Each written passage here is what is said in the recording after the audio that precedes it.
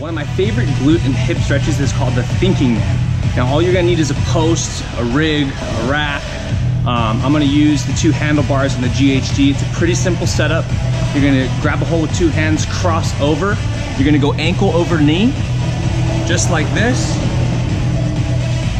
Ankle over knee, a little hop forward.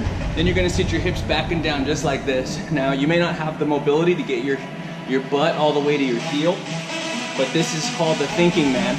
So you can also do the thinking man without holding on to anything if your balance is good. So 1 foot, cross over. Then you're gonna go straight. This is why they call it the thinking man. And then switch. My left leg's a little tighter than my right. And just try to get good on your depth. Get the hands out in front if you need the balance. It's okay if the back rounds a little. Thinking man.